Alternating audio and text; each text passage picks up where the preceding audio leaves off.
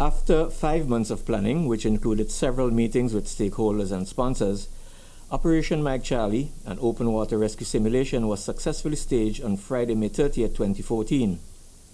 The major stakeholders for this exercise were local fishermen, the St. Vincent and the Grenadines Coast Guard, a Grenadines Ferry, the motor vessel Guidance 2, the local Red Cross, and the Rainbow Radio League Incorporated, organizers of the event. Before staging the event, Rainbow Radio League members made several site visits to Brighton Bay, which lies closest to Milligan Quay, to identify the best area to stage this important open water rescue event, as well as literally testing the waters to get first-hand knowledge of the conditions to be expected while conducting this vital training. On May 23rd, just 1 week before the major event, several swimmers from the Coast Guard, Red Cross, and Rainbow Radio League went into the waters in Brighton Bay to test the conditions. As you can see, these conditions on the Atlantic coast of St. Vincent are not waters for the casual swimmer, but for trained Navy SEALs with proper backup life-saving equipment. Following this outing, it was decided to abort the shore landing of victims, as we did not want to suffer any casualties during this training.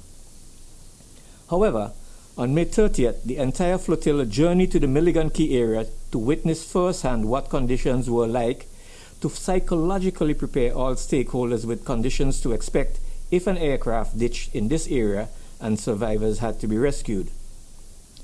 The incident commander from the Coast Guard decided that in order to guarantee the safety of all, that the actual open water rescue would be relocated just outside Indian Bay to ensure the safety of all participants. Also on hand was scuba divers from the Coast Guard, as well as a commercial diver, to ensure that if there was a real accident, that they were on the spot to rescue the victims. All of the injured victims were taken out of the water by the local fishermen and Coast Guard, with some of the more serious injuries being taken on board the motor vessel Guidance, where they were stabilized by the Red Cross volunteers.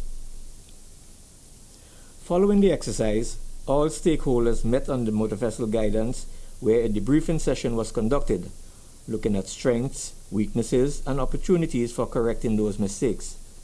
All in all, it was a successful event, and the Rainbow Radio League wishes to thank the SVG Coast Guard for their valuable input.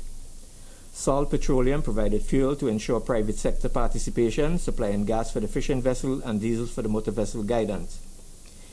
The NTRC, the National Telecommunications Regulatory Commission, provided refreshment after the briefing session.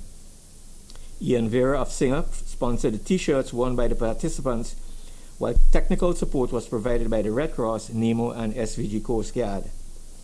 Gratitude is also expressed to the local fishermen, the captain of the motor vessel Guidance, and other volunteers who took part in this important training.